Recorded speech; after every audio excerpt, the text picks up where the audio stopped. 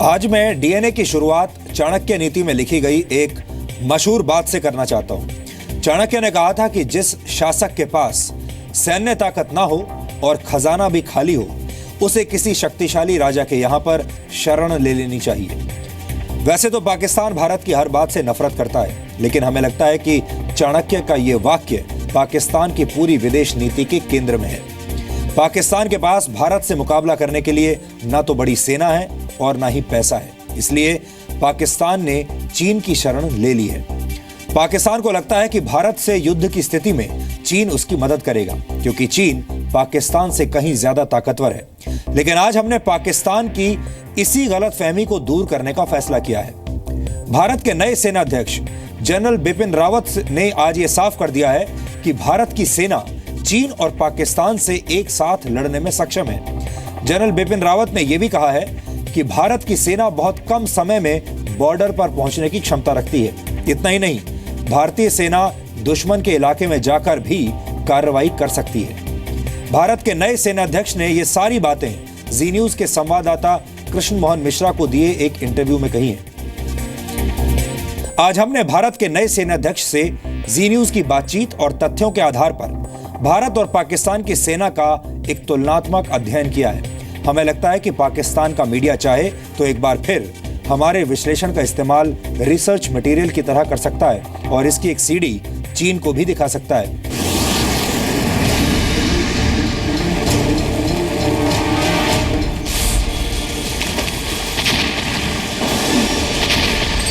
हम लोग पूरी तरह से तैयार हैं, तैयारियां जारी हैं और लगातार जारी रहेंगी।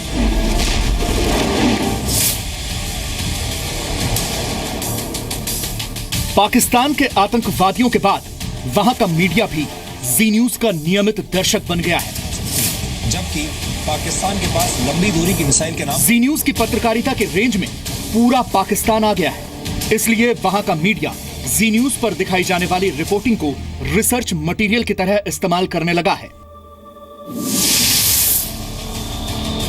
पाकिस्तान के पास लंबी दूरी की मिसाइल के नाम पर शाहीन 2 है, जो 2500 किलोमीटर तक ही वार कर सकती है।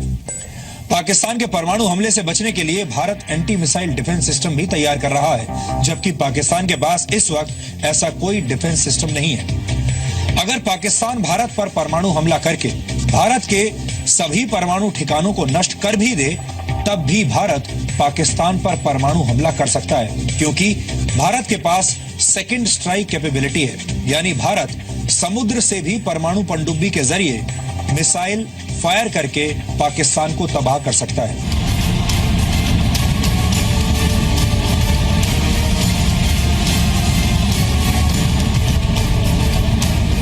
अस्सलाम वालेकुम नाज़रीन, मैं हूं आमिर लियाकत हुसैन। मज़हक खेज दावा आपने सुना और भारतीय टेलीविजन यानी उनका जी न्यूज़, उसकी तरफ से दावा सामने आया है कि भारत अस्करी एतबार से और अददी एतबार से पाकिस्तान से कहीं ज़्यादा बेहतर है और बहुत आगे है और जंग की सूरत में पाक फौज मुकाबले की अहलियत नहीं रखती। मैं आपको ज़रा एक वीडियो दिखाता हूँ और ज़रा दिल दहल जाए भारत का पाकिस्तान की फ़ज़ाओं से। कराची से ये पैगाम है, ये संदेश है भारत को कि दिल जब दहलता है तो ऐसे दहलता है। देखो हमारी फौजी तैयारियां।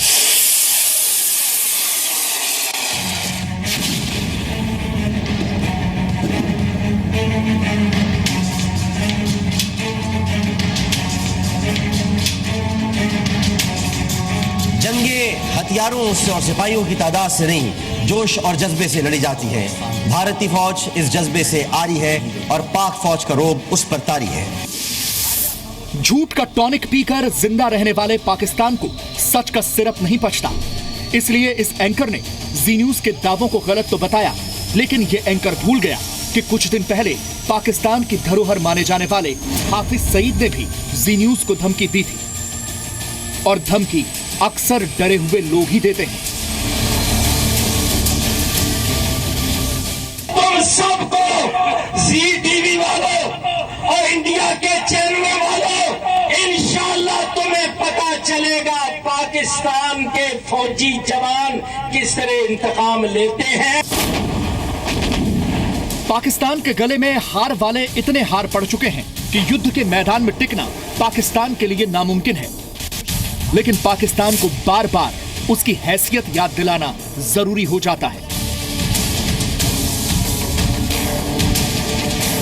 सर, आतंकवादी आर्मी के कैंप पर हमला करता है, पूरे देश में एक उत्तेजना की लहर दौड़ती है, साथ में एक इस किस्म की असुरक्षा की भावना भी आती है कि सेना के कैंप सुरक्षित नहीं है। दूसरी जो चीज़ है, अगर क्रॉस बॉर्डर रेड्स होती हैं, चाहे उनकी बॉर्डर एक्शन टीम्स करें, और जो सैनिकों का म्यूटिलेशन होता है, उससे भी पूरे देश में गुस्से की, गम की लहर दौड़ती है।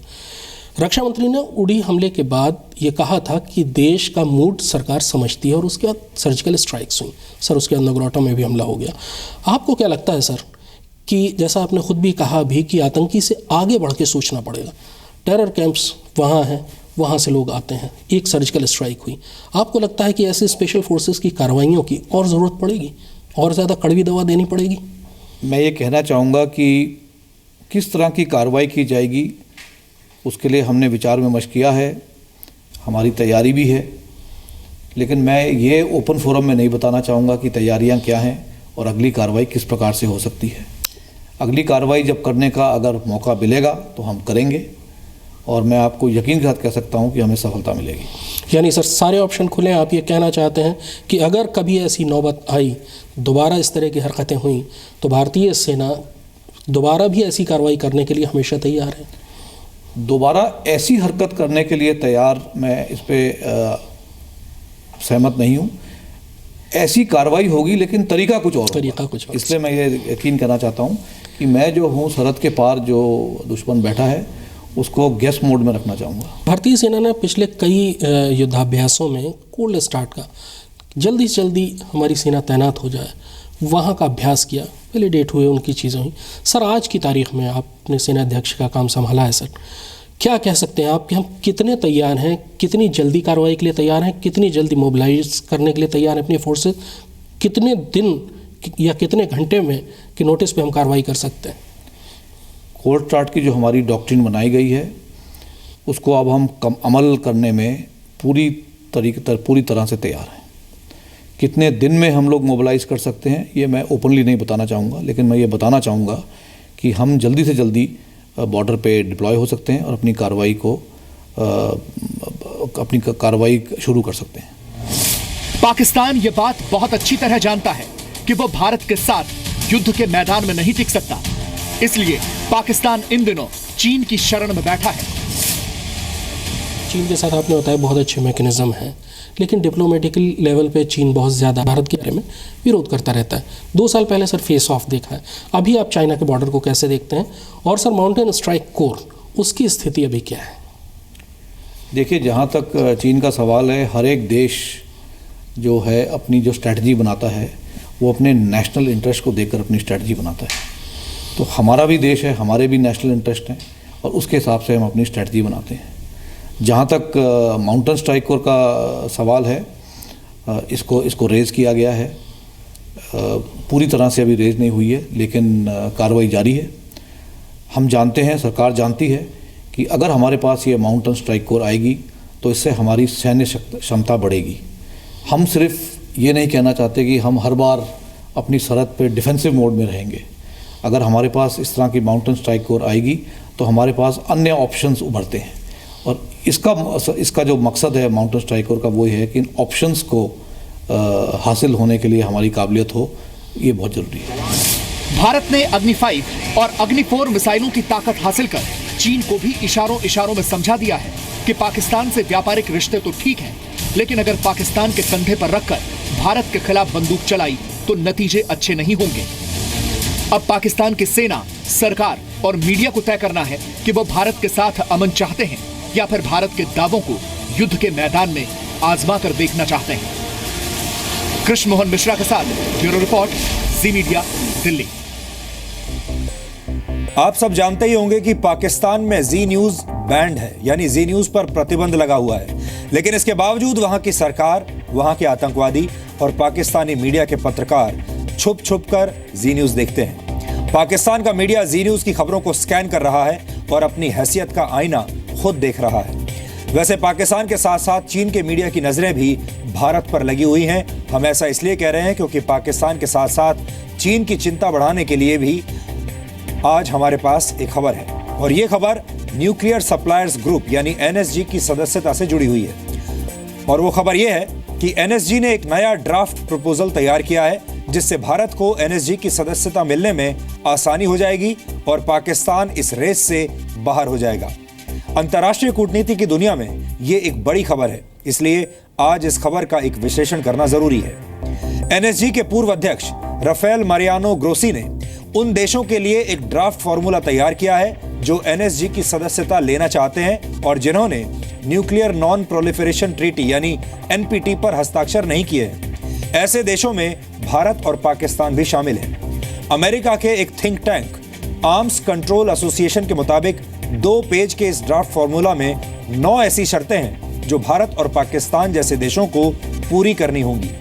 इस थिंक टैंक के मुताबिक यह फॉर्मूला भारत की एनएसजी सदस्यता के लिए आसान रास्ता बना सकता है क्योंकि भारत इस फॉर्मूले की सभी 9 शर्तें पूरी करता है। इस ड्राफ्ट फॉर्मूले में यह कहा गया है कि एक गैर एनपीटी सदस्य देश को इस बात पर सहमत होना चाहिए कि वो ऐसे किसी दूसरे गैर एनपीटी सदस्य देश के रास्ते में रुकावट नहीं बनेगा।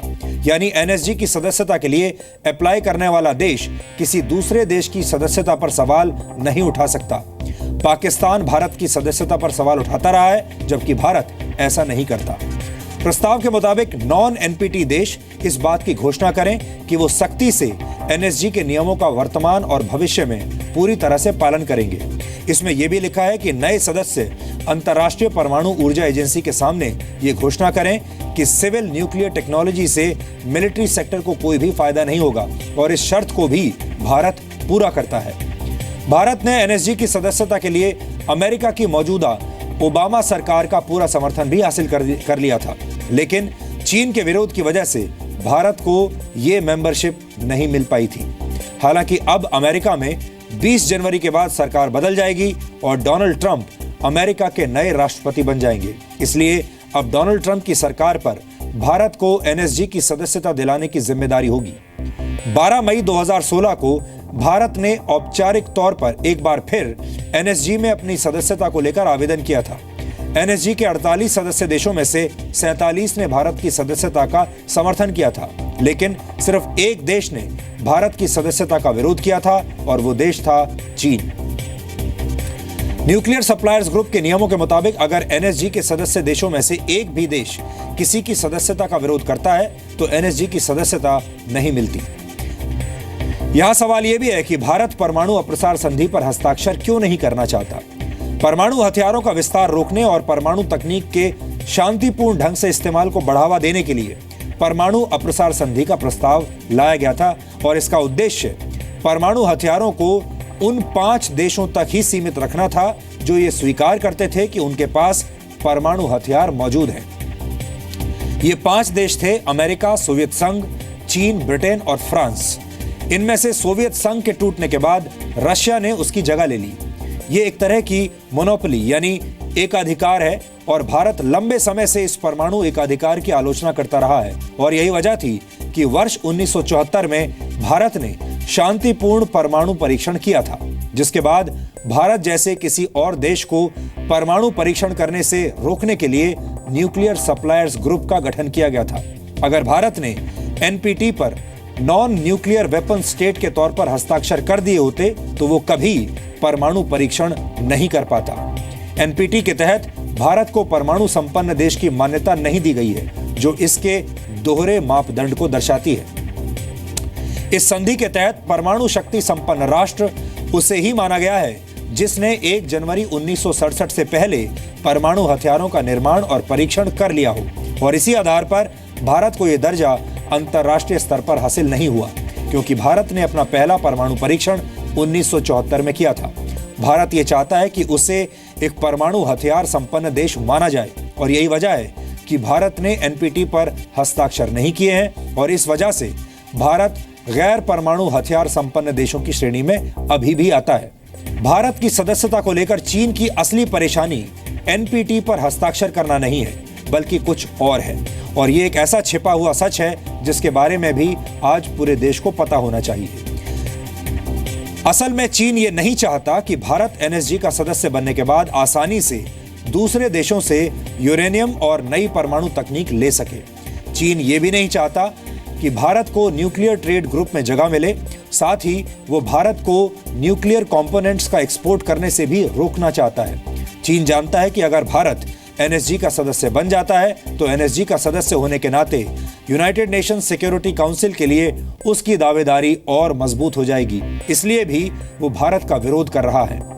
एनएसजी में भारत की सदस्यता का विरोध करके चीन अमेरिका सहित भारत का समर्थन करने वाले सभी देशों को दिखाना चाहता है कि वो कितना ताकतवर है और किसी भी फैसले में उसकी मर्जी का कितना बड़ा महत्व है। आपको बता दें कि चीन ने MTCR यानी मिसाइल टेक्नोलॉजी कंट्रोल रिजीम में भी भारत की एंट्री का विरोध किया था। हालांकि खुद चीन मिसाइल और न्यूक्लियर तकनीक को गलत हाथों में सौंपने का दोषी है। पाकिस्तान, नॉर्थ कोरिया और ईरान में मिसाइल्स और न्यूक्लियर टेक्नोलॉजी को लीक करने का काम भी चीन ने ही किया है।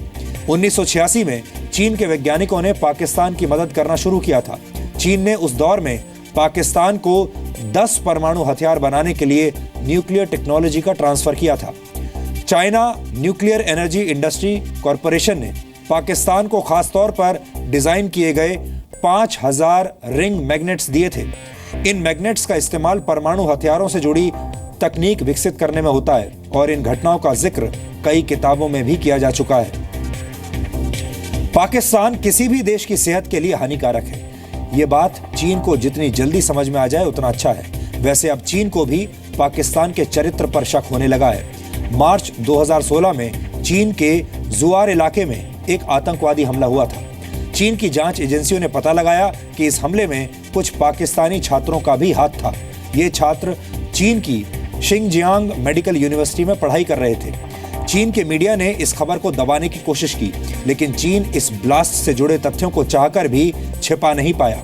और इस खबर से जुड़ा सबसे बड़ा तथ्य यह है कि इस घटना के बाद चीन ने अपनी इमिग्रेशन अथॉरिटीज को आदेश दिया कि वो यूनिवर्सिटी में पढ़ने वाले 100 पाकिस्तानी छात्रों को डिपोर्ट कर दे, यानी उनके देश वापस भेज दे, चीन से उन्हें निकाल दे।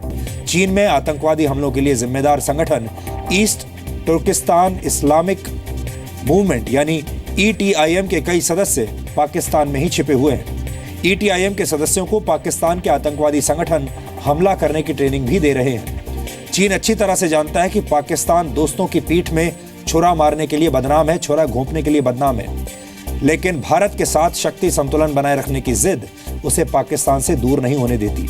वैसे आज नहीं तो कल चीन को ये बात समझ में आ जाएगी कि पाकिस्तान चीन से मिले पैसों का इस्तेमाल चीन के ही खिलाफ कर रहा है, ठीक वैसे ही जैसे उसने अमेरिका के साथ किया था।